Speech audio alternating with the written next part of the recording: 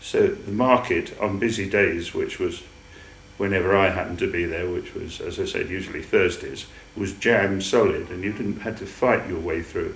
I think you worked your way through by some form of osmosis, because you never seemed to be walking, but you always seemed to be moving along, and all you could see was people's backs and people's bags. The smells of the street were the smells of fresh food.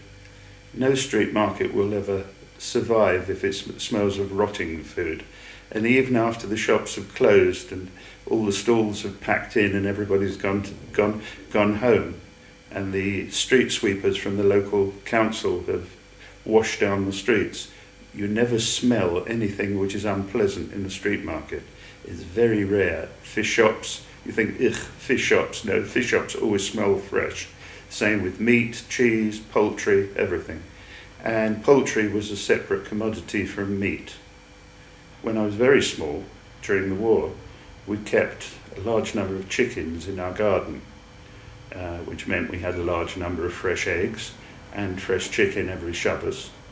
In order to get fresh chicken every Shabbos, it had to be shechted. And originally we would go down the road to a sheched who would oblige by killing the chicken in his kitchen. But later government regulations stopped this practice, so we had to go down to the slaughterhouses in the East End.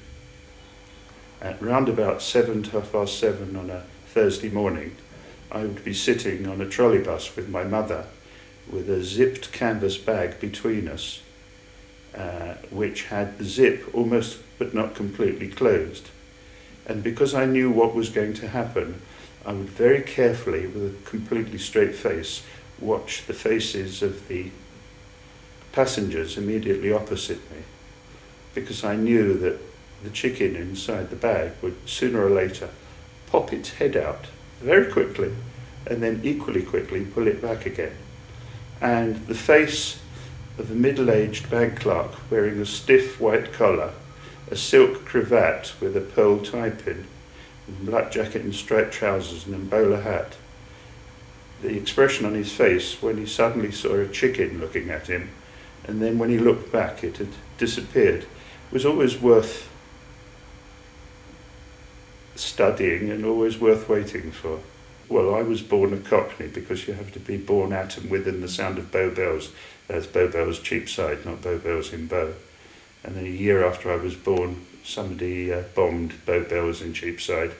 And for about 20 years there weren't any real Cockneys, but now anybody with an Estuarine accent calls themselves a Cockney, and it spreads from Southampton to Norwich. But just like it spread, so I think as I went through grammar school and university, the Cockney accent slowly disappeared. Although if necessary, it'll come back if I need it.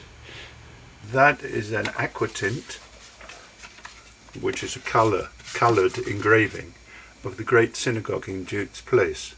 The aquatint dates from 1808, and the great synagogue was bombed during the Blitz in the first week of the Blitz.